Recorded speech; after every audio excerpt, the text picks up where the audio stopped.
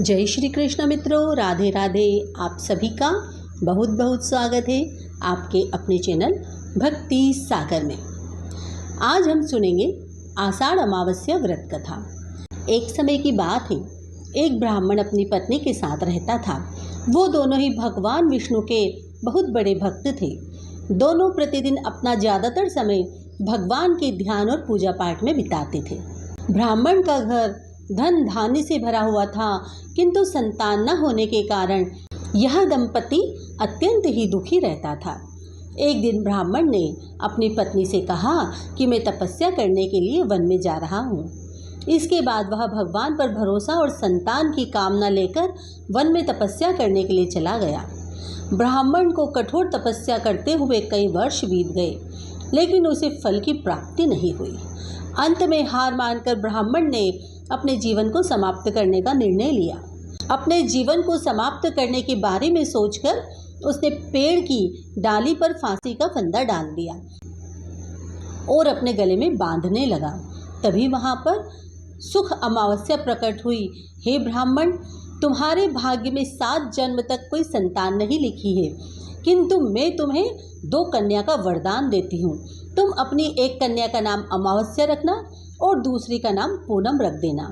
तुम अपनी स्त्री से कहना कि वह 1 वर्ष तक सुख अमावस्या का व्रत रखे और अमावस्या के दिन 1 कटोरी चावल भरकर उस पर दक्षिणा रखकर दान कर दे।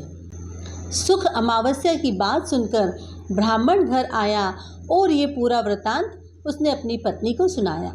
सुख अमावस्या के आदेश अनुसार ब्राह्मणी ने व्रत रखना आरंभ कर दिया। कुछ दिनों बाद ब्राह्मण के घर 2 कन्याओं ने जन्म लिया, जिसमें से एक कन्या का नाम अमावस्या और दूसरी का नाम पूनम रखा गया। जब ब्राह्मण की दोनों बेटियां बड़ी हुई तो ब्राह्मण ने उनका विवाह कर दिया।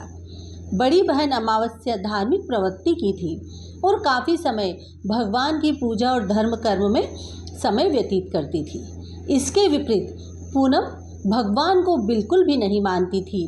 बड़ी बहन अमावस्या के घर में सुख समृद्धि के भंडार थे, पर छोटी बहन के घर में दरिद्रता छाई हुई थी। जब बड़ी बहन अमावस्या को अपनी छोटी बहन पूनम के बारे में पता चला तो वह बहुत दुखी हुई। तब अमावस्या अपनी बहन के लिए ढेर सारा सामान लेकर उससे मिलने गई। छोटी बहन के घर पहुंचकर अमावस्या ने उसे 1 वर्ष तक सुख अमावस्या का व्रत करने की सलाह दी। साथ ही अमावस्या ने व्रत को विधि पूर्वक करने के बारे में पूनम को बताते हुए ये भी कहा कि तुम 1 वर्ष तक सुख अमावस्या का व्रत करना और 1 कटोरी में चावल भरकर उसे दान कर देना। ऐसा करने से तुम्हारे सभी कष्ट दूर हो जाएंगे और घर में सुख समृद्धि आएगी। पूनम ने अपनी बहन की बात को मानते हुए बिल्कुल वैसा ही किया। जिसके 1 साल के भीतर पूनम का घर धन धान्य से भर गया।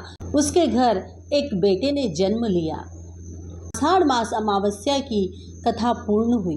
धन्यवाद।